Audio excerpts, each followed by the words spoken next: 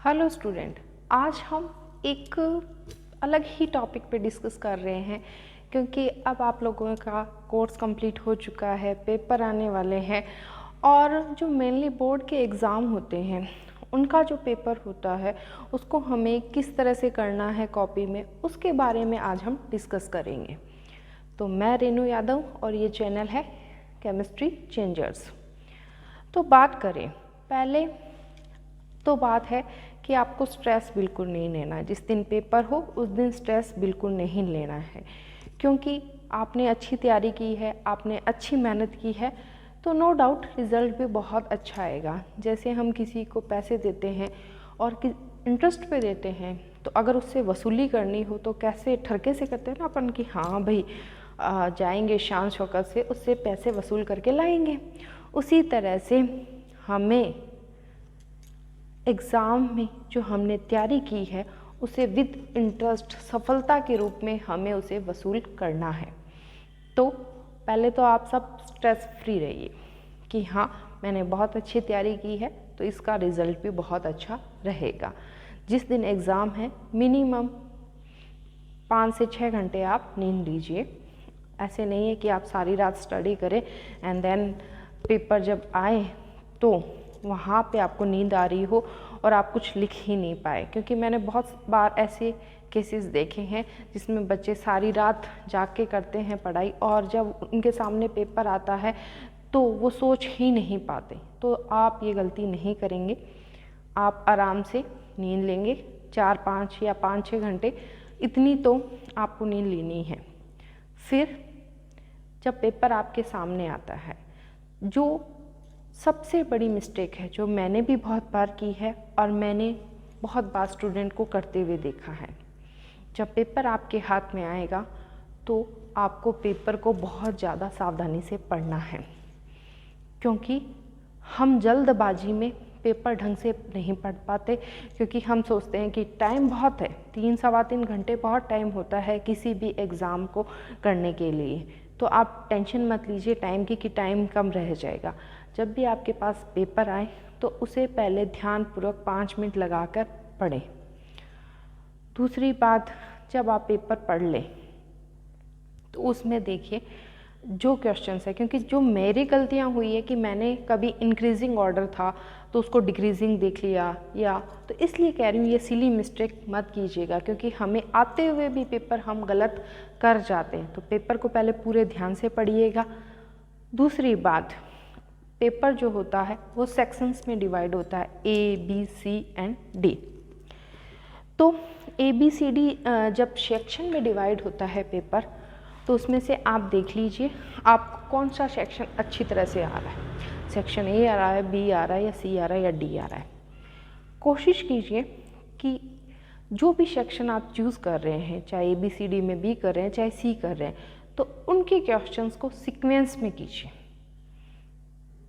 Sequence in the sense, क्योंकि जब एक एग्ज़ामिनर कॉपी चेक करता है तो उस एग्ज़ामिनर के पास काफ़ी कॉपीज़ आती है, टाइम पीरियड कम होता है, और वैसे तो एक एग्ज़ामिनर सही से कॉपी चेक करे तो एक कॉपी पे 15 से 20 मिनट लगते हैं, परंतु उनके पास टाइम पीरियड कम होने की वजह से वो हार्डली एक कॉपी पे 5 से 8 मिनट ही लगाते हैं।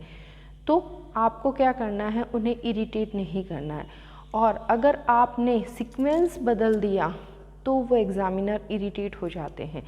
तो क्या करना है, आपने जो भी सेक्शन चूज़ करना है उसके जो आंसर्स हैं उनको एक सीरीज़, जैसे वो सीरीज़ दी हुई है उस सीक्वेंस में ही आपको लिखना है। हाँ, अब आप कहोगे हमें आंसर नहीं आ रहा, तो आपको आंसर नहीं आ रहा है तो उसके लिए काफ़ी स्पेस छोड़ दीजिए, ताकि जब आपको याद आए या आपको क्लिक करे कि इसका ये आंसर है तो आप उस जगह वो लिख सकेंगे और आपको खुद को उस स्पेस को ढूंढने में फिर परेशानी नहीं होगी, क्योंकि आपने सेक्शन वाइज उसे सीक्वेंस में किया है। सेकंड जो बात है, जब भी आप पेपर लिखें तो वो एकदम नीट और क्लीन होना चाहिए। नीट एंड क्लीन कहने का मतलब हमें एग्ज़ामिनर को ज़्यादा सोचने का मौका नहीं देना है, कि एकदम साफ़ सुथरा होना चाहिए, ज़्यादा कटिंग नहीं होनी चाहिए। जब कोई भी क्वेश्चन आप कर दें उसके बाद आप या तो लाइन लगा दीजिए, लाइन नहीं लगा पाते कि हमारे पास इतना टाइम नहीं है तो आप 2-3 लाइनें छोड़ दीजिए, ताकि कोई भी चीज़ ऐसे होच पोच ना हो और एग्ज़ामिनर को इरिटेशन ना हो। तो आप जब भी कोई क्वेश्चन करें उसके बाद एक लाइन लगा दीजिए या 2-3 लाइनें, जो आपको सही लगे वो आप कर दीजिए। तीसरी बात, ये सब चीज़ें हम क्यों कर रहे हैं? क्योंकि एग्ज़ामिनर आपकी कॉपी पे जितना कम टाइम लगाएगा आपके मार्क्स उतने ही ज़्यादा आएंगे। ये बहुत मानी हुई चीज़ है और प्रैक्टिकली प्रूव भी है। देखिए, इसका एक फंडा है कि टाइम इन्वर्सली प्रोपोर्शनल है आपके मार्क्स के। तो आपको इतना टाइम नहीं देना है एग्ज़ामिनर को वो आपकी कॉपी पे ज़्यादा, जितने टाइम वो आपके लगाएगा उतनी वो गलतियाँ निकालेगा, और जितनी गलतियाँ वो आपकी निकालेगा उतने मार्क्स कटने के चांसेस ज़्यादा हैं। तो आप कॉपी को नीट एंड क्लीन रखेंगे, कुछ भी क्वेश्चंस को एक दूसरे में मिलाएंगे नहीं।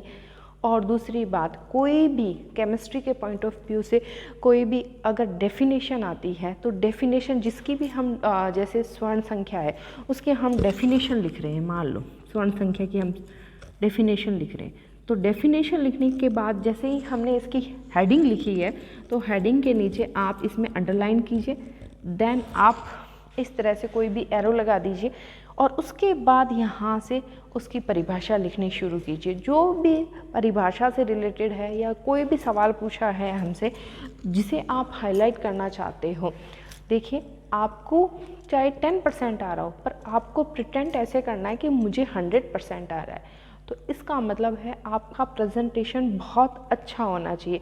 उसके लिए आपको ये अंडरलाइंस, ऐसा नहीं है कि सारी कॉपीज़ में अंडरलाइन ही अंडरलाइन, नहीं, जहाँ आपको लग रहा है कि इस चीज़ को मुझे हाईलाइट करना है ताकि एग्ज़ामिनर को ट्रस्ट हो जाए कि इस बच्चे को बहुत अच्छा आ रहा है।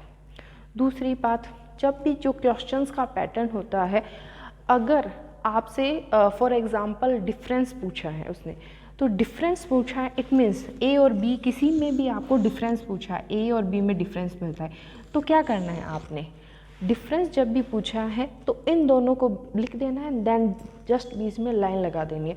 फिर आपको डिफरेंस चाहे 2 आ रहे हो, चाहे 3 आ रहे हो, चाहे 4 आ रहे हो। क्यों?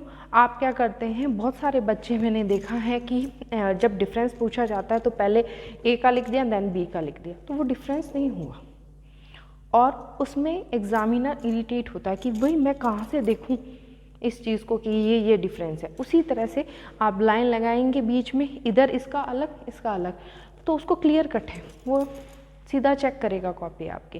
परंतु अगर आपने एकदम पूरा का पूरा ऐसे लिख दिया कोई ऐसी की तरह, तो वो आंसर सही नहीं होगा, मार्क्स कटने की बहुत ज़्यादा चांसेस है। दूसरी बात और हम देखें कि जैसे ही आपके पास क्वेश्चंस आते हैं, पीछे वाले क्वेश्चंस जो बड़े होते हैं उनमें न्यूमेरिकल्स आते हैं, या जब भी और में क्वेश्चन आता है तो उसमें एक न्यूमेरिकल वाला है और एक आपके पास ऐसे टाइप का लिखना है, मतलब उसके बारे में लिखना है। तो आप कोशिश कीजिए कि अगर आपको न्यूमेरिकल बहुत अच्छी तरह से आ रहा है तो आप न्यूमेरिकल वाला पोर्शन चूज़ करेंगे। क्यों? क्योंकि न्यूमेरिकल में नंबर करने के चांसेस नहीं के बराबर होते, क्योंकि अगर आपने बिल्कुल सही किया है, उसकी यूनिट लिखी है, सब किया है, तो आपको नंबर, मान लो 2 नंबर का है तो आपको न्यूमेरिकल्स में 2 नंबर पूरे मिलेंगे। और वही क्वेश्चन आपने ऐसे टाइप का जिसके बारे में हमें लिखना है वो क्या, तो उसमें चांसेस है कि 1.5 नंबर मिल जाए हमें। तो अगर न्यूमेरिकल पोर्शन या दूसरा पोर्शन आ रहा है तो आप उसमें, अगर आपको न्यूमेरिकल बहुत अच्छी तरह से आ रहा है, उसकी यूनिट लिखिए, बहुत क्लियर कट लिखिए, उसकी इक्वेशंस जो लिखनी है वो लिखिए और उसमें आपके मार्क्स ज़्यादा आएंगे।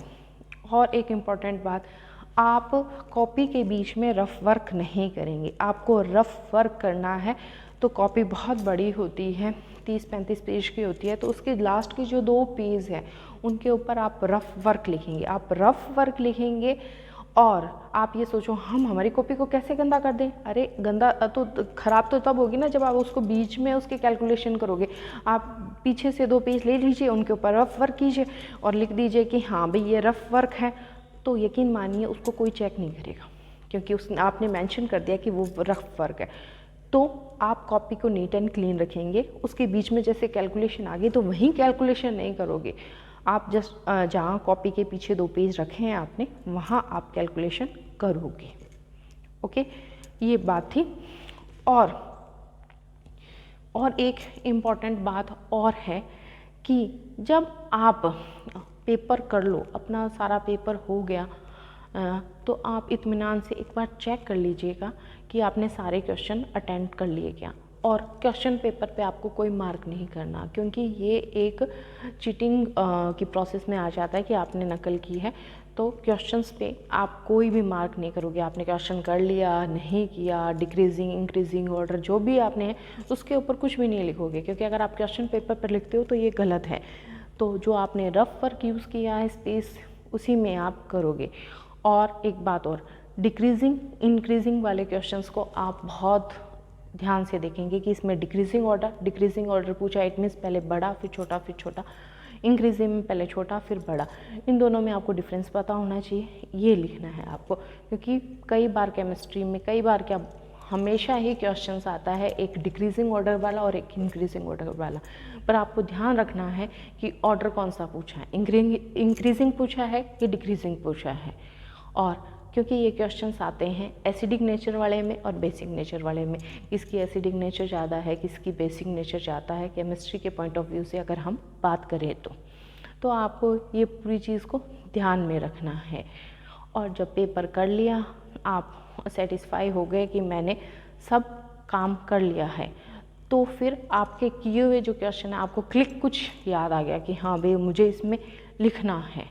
तो अगर आपने पहले क्वेश्चन मान लो गलत कर दिया, तो उसको आप प्रॉपर तरीके से काटिए। ऐसे नहीं कि हाँ आपने वहीं कचरा कर दिया काट के, देन उसको लिखिए, मेंशन कीजिए। या फिर वैसे नहीं कर सकते तो कुछ एरो लगा दीजिए, कुछ ऐसा सिंबल बना दीजिए। अगर उसमें ऐड करना चाहते हैं तो उसके आगे मेंशन कर दीजिए कि वो आपने उस पेज पे लिखा है। तो इस तरह से आप क्या करोगे, आगे क्वेश्चंस जो एग्जामिनर होगा उसको प्रॉब्लम नहीं होगी, क्योंकि आपने ये सिंबल लगा दिया कि इस पेज पे मैंने ये क्वेश्चन किया है। तो इस तरह से जब आप अपने क्वेश्चंस पेपर को लिखोगे तो यकीन मानिए आपके नंबर बहुत ज़्यादा अच्छे आएंगे। कभी कभी क्या होता है कि हम रिहर्सल बहुत अच्छी कर लेते हैं पर उसमें परफॉर्म नहीं कर पाते, तो क्या होगा, हमारी रिहर्सल सारी बेकार चली जाती है। उसी तरह से जब आपने बहुत अच्छी तैयारी की है, बहुत अच्छा आपने सब चीज़ पढ़ा है, तो उसे रिप्रेजेंट करने का तरीका भी बहुत अच्छा होना चाहिए। क्योंकि जब आपकी तैयारी और आपकी रिप्रेजेंटेशन दोनों आपस में मिलेगी, तभी ही जाके एक अच्छा रिज़ल्ट आएगा। और एक बात और, रिज़ल्ट चाहे अच्छा आए बुरा आए, आप टेंशन नहीं लेंगे, क्योंकि जो पढ़ाई है वो ज़िंदगी के लिए है, ज़िंदगी पढ़ाई के लिए नहीं है। हाँ, हमारा जो पढ़ा हुआ है हम ज़िंदगी में उस बेस पे काम लेते हैं, पर आप कोई भी टेंशन मत लीजिए। आपने जो पढ़ा है, जो याद किया है, उसको आप अच्छे से लिख के आए और डेफिनेटली मार्क्स भी बहुत अच्छे आएंगे।